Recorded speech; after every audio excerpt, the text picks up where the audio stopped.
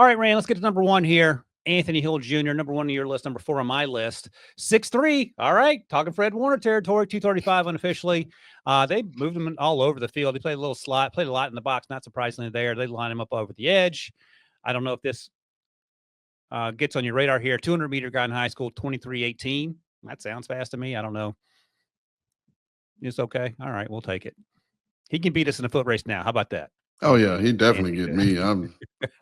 I'll false start just so I didn't have to embarrass myself. That's right. That's right. Here's where I'm at in my journey. I think we talked about this. I'm just trying not to tear my Achilles getting out of bed. That's where I'm at in the morning. I'm right there with you. Please believe it. That is the struggle is real. 4 sacks last year, 2 interceptions. I mentioned Bo Jackson and Barry Sanders. This was a little fun fact I came across. Anthony was born in the same hospital in Wichita as Barry Sanders. Now that's a deep dive right there. You bring that up on the scouting report. They know you did your homework on that one.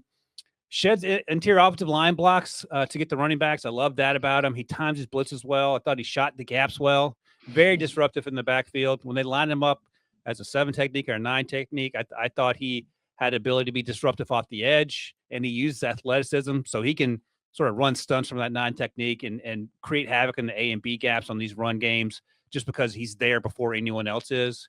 Doesn't shy away from contact, which I love. I want to see him get off blocks a little bit more consistently, but again, he's a young player.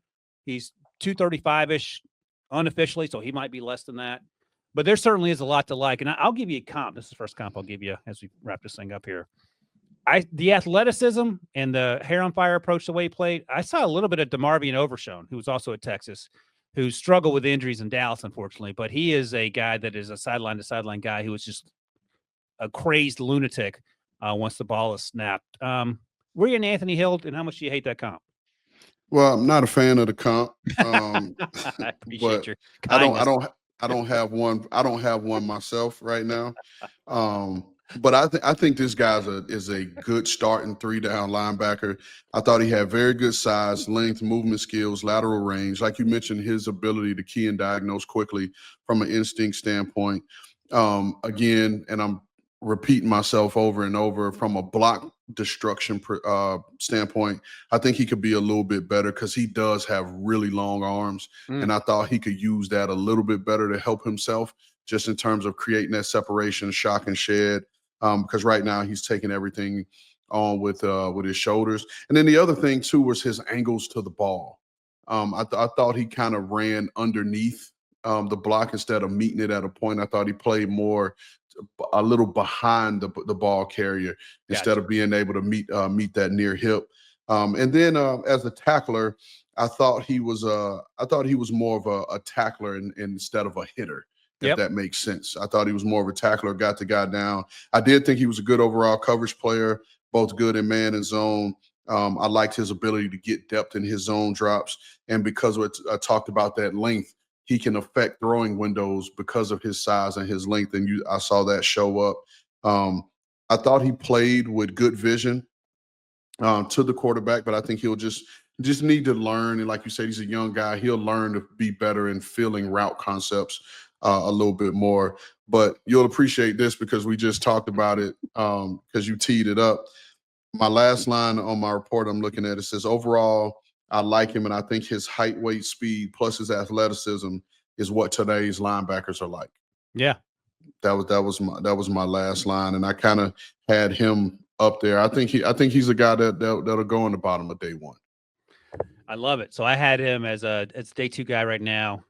I only had C.J. Allen with the first round grade, but I got to go back and watch more, and we'll see what happens this season because I do have to sort of have a note at the top of my mind here, just in terms of the instincts that we're talking about, because as we've stressed throughout this podcast, at this position it's incredibly important. But again, we saw last year's list, and many of those guys end up going on day 3, and all of them are Smile Mundins of the world, the Barrett Carters. They're not 250, they're 235-ish, probably 230. And you have to find the right scheme. And Jahad Campbell shot up draft boards after the way he played in 2024. And here's the thing about Jahad, who actually plays with really good instincts. I don't think you disagree with that. But he's also going through a great situation in Philadelphia where the front 4 is legit, where the secondary is legit, where Zach Bond is legit. So he's I don't know if there's a better situation for that position to get a lot of reps. Nakobe Dean, we'll see if he's healthy or not at various points during the season. But that feels like a match made in heaven for someone who could have a lot on his shoulders, but having all that help around them. Yeah, and I mean, like you said, that dominant front four, big Jalen Carter and Jordan Davis. To me, that's one of the hidden, I guess, talents, if you will, of a linebacker is understanding what they have in front of them and being able to play off of them, right? Because I think a lot of times when you're evaluating, when you're watching the tape of these linebackers, and the defensive lineman is right, whether they're holding to, anchoring, you have to, as a linebacker, be able to fit off of those, those guys taking on blocks. And a lot of times you can see where the defensive lineman is taking two, and now all the linebacker has to do is be right in terms of your read and hit it. And these guys run on the backside, and now the ball is out the front. And it's like, man, like you make the defensive lineman look bad Mm-hmm. because he's holding to it. And he may not need to get off that block because he's holding two for you to make the play. And so the really good linebackers understand who's in front of them and are able to play off of those people really, really well. If you go back and you look at how uh, Derek Brooks played off of Warren Sapp, and again, we're talking about two Hall of Famers, but they had a certain synergy where they knew how to play off of each other. Even if Warren hit a gap, Derek made him right. If he hit a gap and was wrong, Derek could feel and play off of him and make him right. And like you was talking about, with Jahad Campbell, you're playing next to Zach Bond, a guy that's going to be the quarterback of the defense, if you will. So now you don't have to think about the mental part. He's going to help you get lined up, and you could just go play football. Right. And I think I read something, I don't know if it was today or last night, whenever it was, but they were saying how, some of the feedback was that Jahad Campbell's going to be a problem for people this year and what he's shown in camp so far. Yes, sir. It also reminded me, you mentioned Ray Lewis earlier, and Ray used to applaud all the time having Tony Siragusa and Sam Adams in front of him. Those were different type DTs back in the day.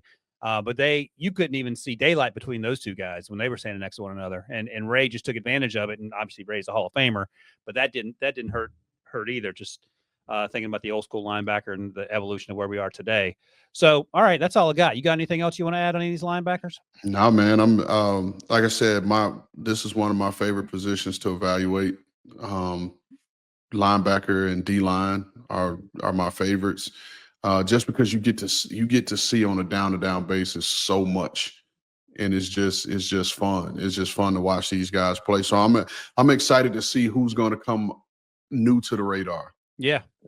Who's going to show up, a name that we didn't talk about today or have on our list, because they're going to be 3 to 4. I mean, look at Carson Schwessinger last year. He just came out of nowhere and was a top of the second round pick. So there's going to be 3 to 4 guys that pop up on this list, but I feel really good about Anthony Hill and him being the number one guy and potentially being a day one pick. I do not feel great about CJ Allen as my number one guy after our conversation. So I'm gonna call CJ after this. We'll have a conversation and figure that thing out.